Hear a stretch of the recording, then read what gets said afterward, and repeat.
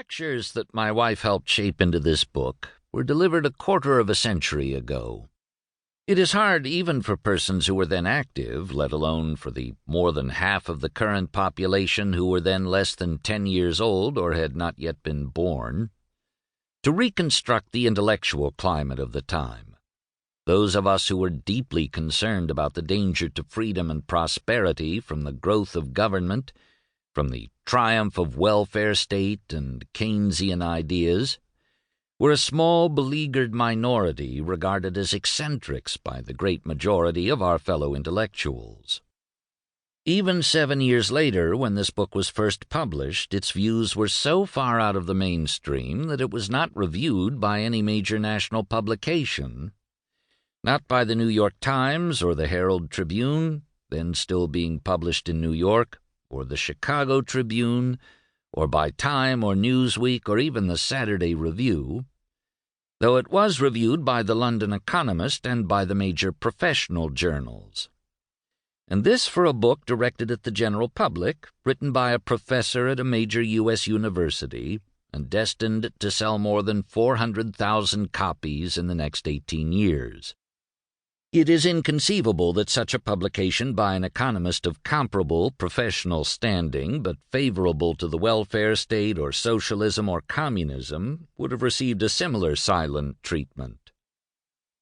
How much the intellectual climate has changed in the past quarter century is attested to by the very different reception that greeted my wife's and my book, Free to Choose, a direct lineal descendant of Capitalism and Freedom, presenting the same basic philosophy, and published in 1980.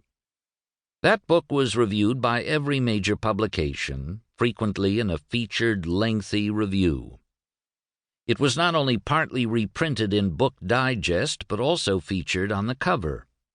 Free to Choose sold some 400,000 hardcover copies in the U.S. in its first year, has been translated into 12 foreign languages, and was issued in early 1981 as a mass-market paperback.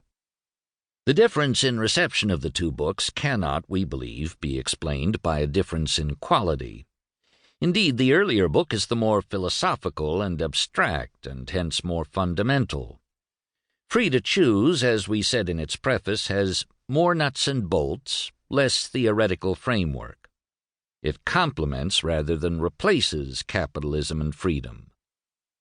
On a superficial level, the difference in reception can be attributed to the power of television. Free to Choose was based on and designed to accompany our PBS series of the same name, and there can be little doubt that the success of the TV series gave prominence to the book. That explanation is superficial because the existence and success of the TV program itself is testimony to the change in the intellectual climate. We were never approached in the 1960s to do a TV series like Free to Choose. There would have been few, if any, sponsors for such a program.